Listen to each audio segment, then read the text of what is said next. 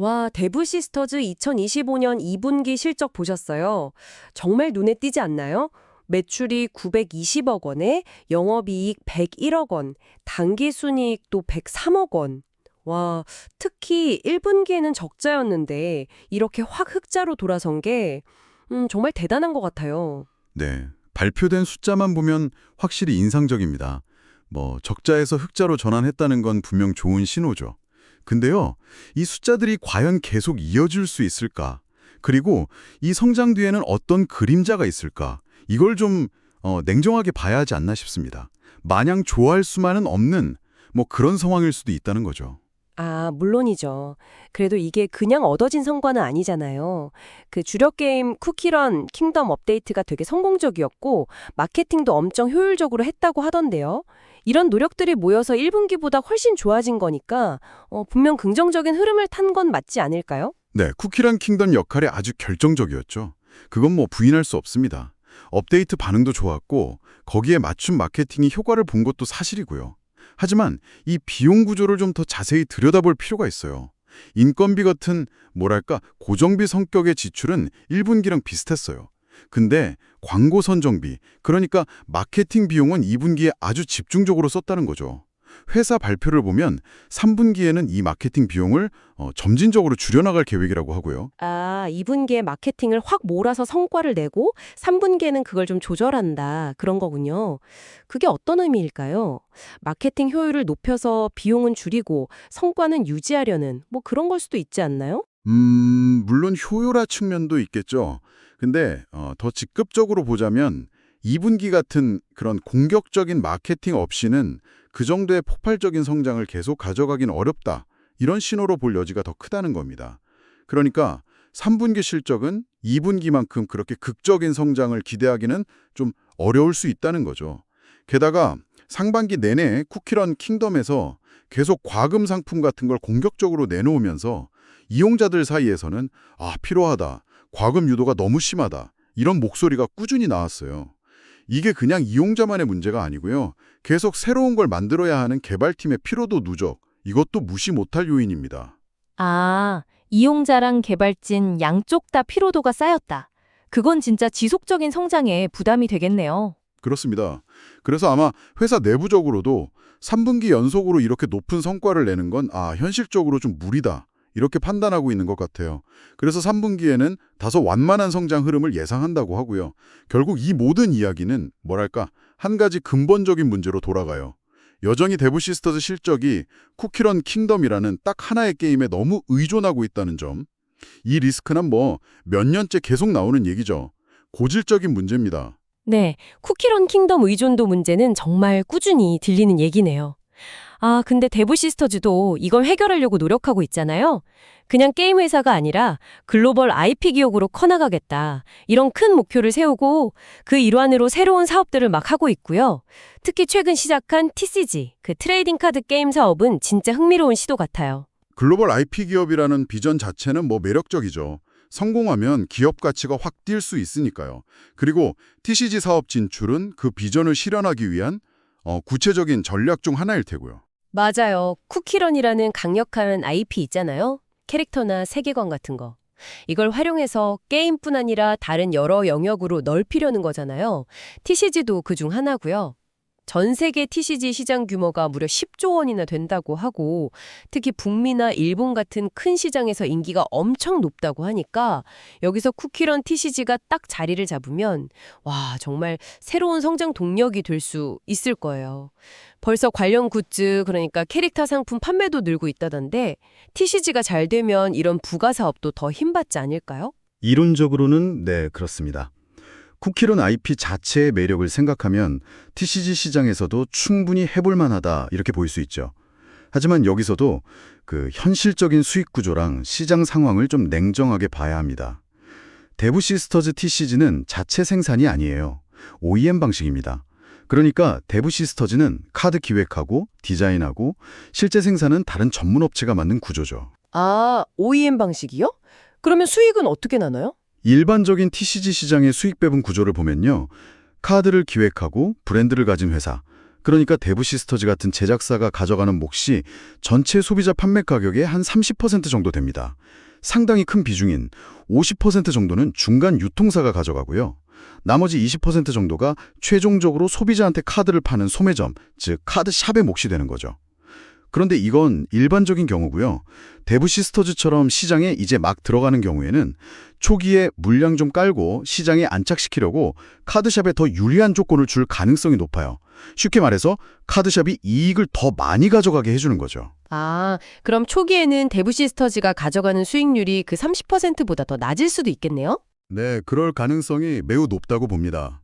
사업이 좀 안정되고 시장에서 인지도를 얻어야 점차 제작사 수익률이 개선될 텐데 그 시점이 언제가 될지는 아직 알 수 없는 거죠. 최근에 기사 같은 거 보면 TCG 카드 1000만 장 팔면 90억 매출이다 이런 예측이 나왔었잖아요. 근데 이 90억 원이라는 게 최종 소비자 판매가 기준의 총 매출액일 뿐이에요. 아까 말씀드린 그 복잡한 유통이랑 수익 배분 구조를 생각하면 실제로 대부 시스터즈 주머니에 들어오는 돈은 그것보다 훨씬 적을 수밖에 없다는 거죠. 수익성 면에서는 아직 물음표가 좀 많다는 의미입니다. 와, 90억 매출이라는 숫자에 그냥 확 넘어가면 안 되겠네요. 실제 이익은 생각보다 많이 다를 수 있다는 거군요. 정확합니다. 게다가 2분기 재무제표를 보면 재고자산이 꽤 늘어난 걸 볼 수 있거든요. 여기에 TCG 카드 제작과 관련된 부분이 포함되어 있을 가능성이 높아요. 즉, TCG 판매로 본격적인 매출과 이익이 나기 전에 이미 초기 물량 확보를 위한 생산 비용이 먼저 들어가고 있다는 신호죠. 투자는 이미 시작됐는데 그 결실을 보려면 시간이 좀 걸릴 수 있다 이겁니다. 아, 초기 투자 비용 부담도 있고 수익 구조도 생각보다 좀 짜다는 거. 이건 분명히 고려해야 할 부분이네요.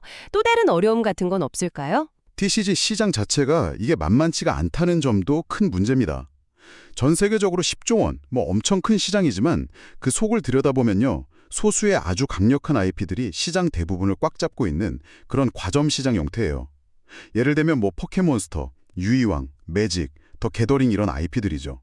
얘네들은 수십 년 동안 팬덤을 만들어 왔고 카드 모는 것뿐만 아니라 막 정기적으로 대회 열고 하면서 아주 탄탄한 생태계를 가지고 있어요. 와, 진짜 정쟁한 경쟁자들이네요. 이런 시장에서 쿠키런 TCG가 살아남으려면 어떤 전략이 필요할까요? 기존 게임 팬들만으로는 좀 부족할까요? 네, 좋은 질문입니다.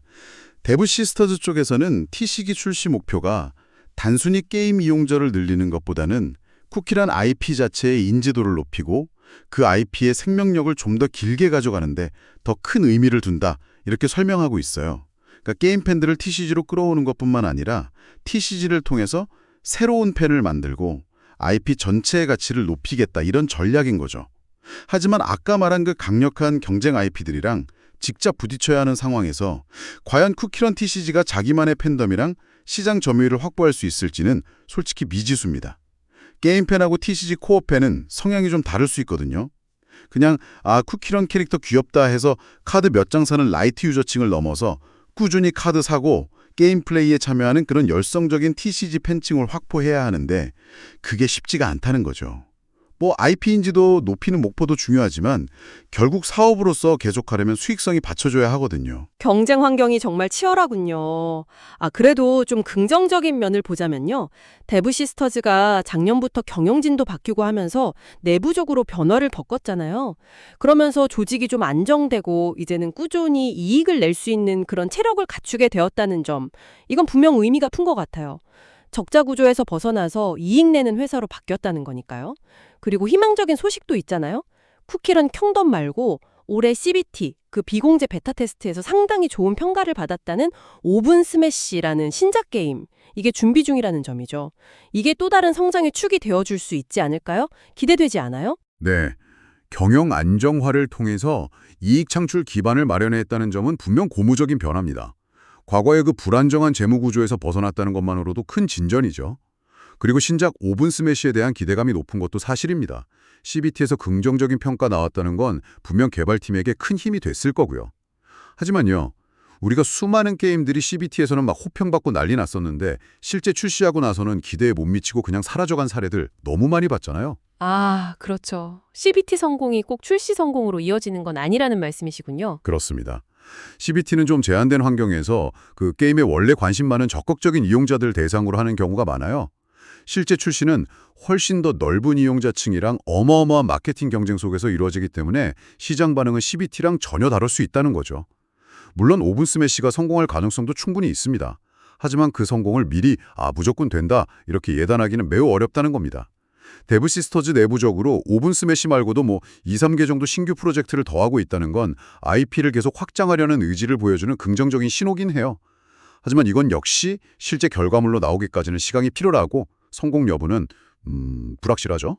결국은 그 신작이나 신사업이 얼마나 성공적으로 자리를 잡아서 쿠키런 킹덤에 대한 의존도를 낮출 수 있느냐, 이게 관건이겠네요. 네, 정확합니다. 현재 데브 시스터즈가 추진하는 IP 다각화 전략, 그러니까 TCG 사업 진출이나 오븐 스매시 같은 신작 개발, 이런 방향 자체는 옳다고 봅니다. 단일 게임에 너무 의존하는 걸 낮추고 지속 가능한 성장을 하려면 반드시 필요한 과정이죠. 하지만 그 방향이 옳다고 해서 실행 과정까지 다 순탄할 거다 이렇게 보장할 수는 없어요. TCG 사업의 수익성 문제나 치열한 경쟁 환경, 또 신작 게임 흥행의 불확실성 같은 우리가 얘기했던 여러 위험 요인들을 어떻게 효과적으로 관리하고 극복해 나가느냐, 이게 앞으로 데브 시스터즈의 성패를 가를 중요한 열쇠가 될 겁니다. 확실히 데브 시스터즈는 지금 되게 중요한 기로에 서 있는 것 같아요. 2분기 실적 반등이라는 기회를 딱 발판 삼아서 TCG랑 신작으로 더 크게 점프할 수도 있지만 말씀하신 것처럼 곳곳에 위험 요인들도 숨어 있고요. 쿠키런이라는 정말 매력적인 IP를 가지고 앞으로 어떤 길을 걸어갈지 정말 궁금해지네요. 맞습니다. 인상적인 2분기 실적을 바탕으로 마련된 이 긍정적인 분위기를 어떻게 이어나갈 것인가. 쿠키런 킹덤 의존도를 줄이고 TCG와 신작이라는 새로운 성장 동력을 성공적으로 달 수 있을 것인가. 이 과정에서 또 예상치 못한 변수들이 생길 텐데 거기에 어떻게 대응할 것인가. 이런 점들을 앞으로 데브 시스터즈 행보에서 주의 깊게 지켜봐야 할 이유입니다. 뭐랄까, 기회와 위기가 같이 있는 아주 흥미로운 시점이죠. 네, 오늘 이야기를 쭉 들어보니까 데브 시스터즈의 미래에 대해 더 깊게 생각해보게 되네요. 시청자 여러분께서는 데브 시스터즈의 이 새로운 도전, 특히 TCG 사업이 쿠키런 IP의 가치를 지금보다 얼마나 더 끌어올릴 수 있을 거라고 보시나요?